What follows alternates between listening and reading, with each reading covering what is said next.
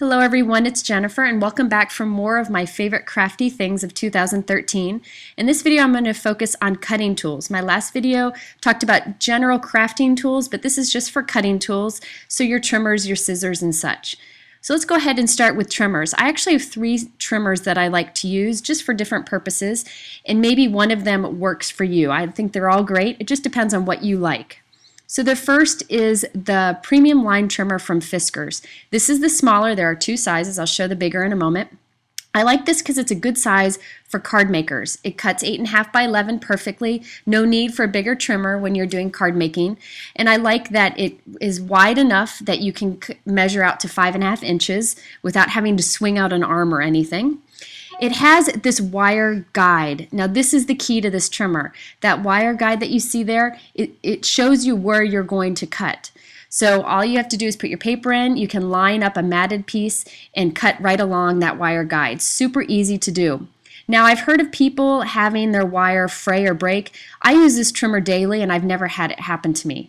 I know Fiskars will replace it if you've had problems, but I've never had it happen. I have heard, since this trimmer comes with like a giant clear sticker covering the whole surface of the trimmer, make sure you remove that, because I hear that sometimes causes your blade to kind of get caught up and maybe will lead to the wire breaking. So that's a trick. I always remove mine right away, but a lot of people don't know it's there.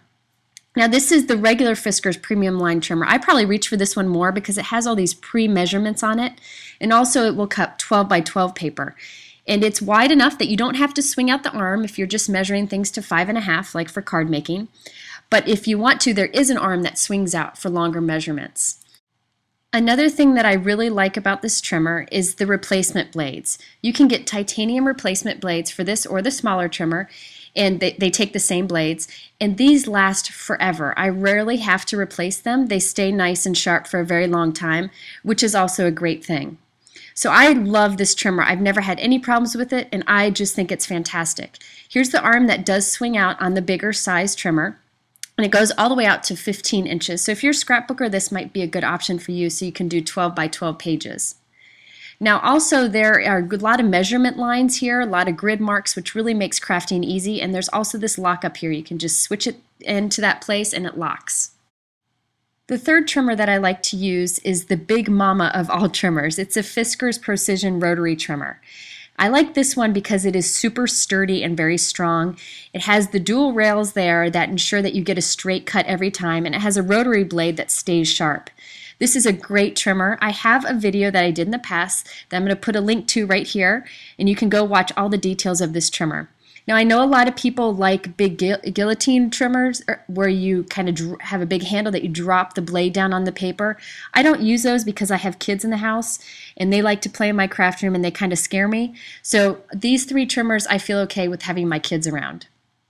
Next up are scissors. Now there are a few scissors that I like, and I'll tell you the different reasons why. First up are the Tim Holtz scissors. Now I have to admit, I have several of these Tim Holtz scissors all over my house. I use them for my gardening. I have some for everyday use in my kitchen drawer. I have them in my office. I have them everywhere. These are the scissors that everybody likes to use.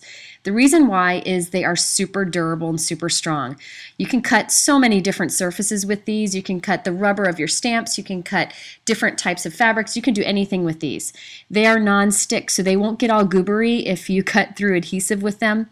They're just fantastic scissors. Another thing is they've got the soft handles so that your hand doesn't tire when you're cutting with them.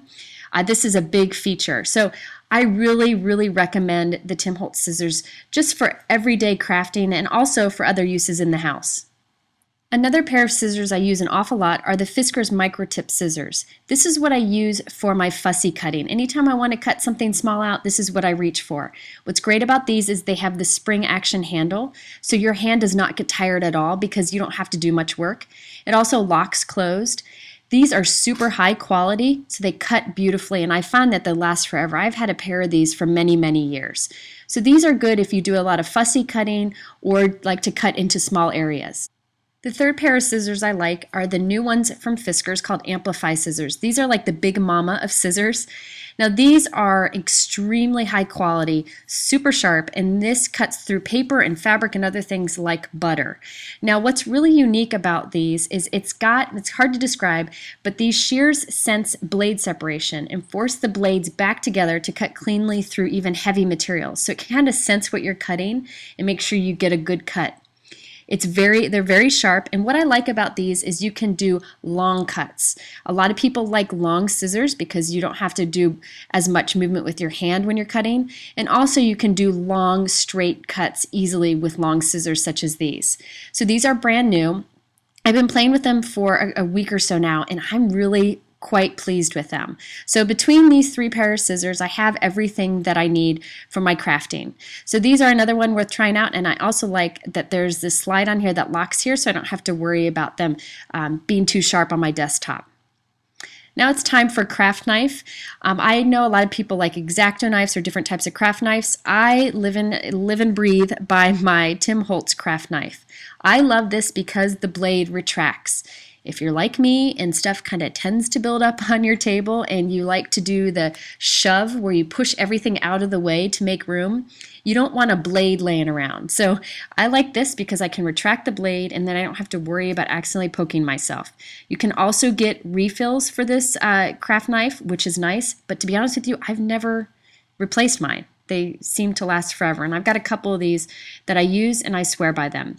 I also like that this blade is smaller than most, so it's easier to work with and you can pick up tiny things and put it onto your project easily. Next up is corner rounders. I think corner rounding is a great way to give like a nice finished look to a card, and there are two corner rounders that I use very often. They are both from We Are Memory Keepers, and they're called corner chompers. Each one cuts different size corners, and I'll show you both of them. First up is the blue one. This is the most common one. It does 1/4 inch and 1/2 inch rounded corners. It has this little spot on top that you can open. It collects all the little pieces it cuts off so you can empty it easily. The sides pop open, and all you have to do is stick the corner of your card into the slot. One side does 1/2 inch, one side does 1/4 inch, and it rounds the corner easily. The reason I like these corner chompers is it does through super thick layers. So you can do several pieces at once or a folded card. So you can see one does a little bit more of a rounded corner than the other. Now this is the other one that's a little bit newer. This does 1/8 inch and 3/8 of an inch. Honestly, I don't use the 3/8 all that much, but I do use the 1/8 inch quite a bit, because watch this. This is the 1/8 inch here. It's just a tiny bit of a rounded corner. Nice finishing touch, keeps the corners of your cards from getting dinged. So there's the 4 different options that you can do with these. These are very high quality corner rounders. I like that you can do many cards at once. But the biggest thing about these corner rounders is that when you put your paper in, you don't have to worry about if you've already done the card and there's embellishments on it. So say you've completed a card, you decided you wanted to round the corner, and you've got some embellishments piled up here in the corner, you don't have to worry about it. See, they'll fit right in because there's no piece across the top. So you can use this even when you finish your card. So there you have my favorite cutting tools. If you have any questions about the products or want links to them, just look below in my YouTube description. They're all listed there. You can also visit my blog at jennifermcguireinc.com. I'll have much more information. And also I'm doing quite a few product reviews as part of this series, so you can catch them all there too. Thanks for watching, and we'll see you in the next video.